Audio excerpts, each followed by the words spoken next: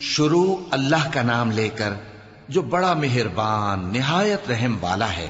اے چادر میں لپٹنے والے، اٹھو، اب خبردار کرنے لگو اور اپنے پروردگار کی بڑائی بیان کرو اور اپنے کپڑے پاک رکھو اور شرک کی گندگی سے تو الگ ہی رہو، اور اس نیت سے احسان نہ کرو کہ اس سے زیادہ کے خواہاں ہو، اور اپنے پروردگار کی خاطر صبر کرتے رہو۔ پھر جب سور پھونکا جائے گا تو وہ دن مشکل کا دن ہوگا، یعنی کافروں پر آسان نہ ہوگا۔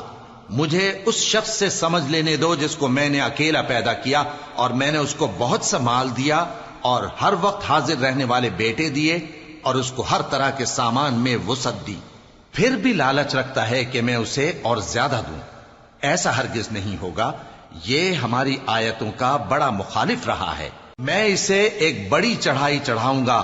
اس نے غور و فکر کیا اور ایک بات ٹھہرا لی، یہ مارا جائے، اس نے کیسی تجویز کی، پھر یہ مارا جائے، اس نے یہ کیسی تجویز کی۔ پھر اس نے نگاہ کی، پھر تیوری چڑھائی اور منہ بگاڑا، پھر پیٹ پھیر کر چلا اور تکبر کیا، پھر کہنے لگا یہ تو جادو ہے جو پہلے لوگوں سے برابر ہوتا آیا ہے۔ پھر بولا یہ اللہ کا کلام نہیں بلکہ بشر کا کلام ہے، میں ان قریب اس کو سقر میں داخل کروں گا، اور تم کیا سمجھے کہ سقر کیا ہے؟ وہ ایسی آگ ہے کہ نہ باقی رکھے گی اور نہ چھوڑے گی، اور بدن کو جھلس کر سیاہ کر دے گی۔ اس پر 19 داروغہ ہیں، اور ہم نے دوزخ کے داروغہ فرشتے ہی بنائے ہیں، اور ان کا شمار کافروں کی آزمائش کے لیے مقرر کیا ہے، اس لیے کہ اہل کتاب یقین کریں اور مومنوں کا ایمان اور زیادہ ہو، اور اہل کتاب اور مومن شک نہ لائیں، اور اس لیے کہ جن لوگوں کے دلوں میں نفاق کا روگ ہے اور جو کافر ہیں کہیں کہ اس مثال کے بیان کرنے سے اللہ کا مقصود کیا ہے۔ اسی طرح اللہ جس کو چاہتا ہے گمراہ رہنے دیتا ہے اور جس کو چاہتا ہے ہدایت دیتا ہے، اور تمہارے پروردگار کے لشکروں کو اس کے سوا کوئی نہیں جانتا، اور یہ قرآن تو بنی آدم کے لیے نصیحت ہے۔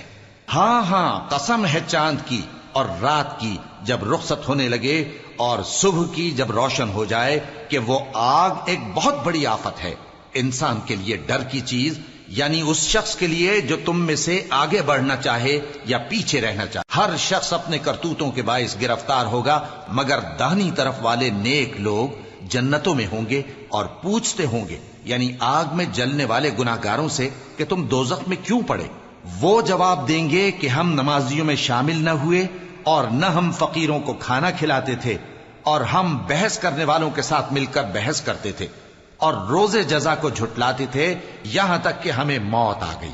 تو سفارش کرنے والوں کی سفارش ان کے حق میں کچھ فائدہ نہ دے گی۔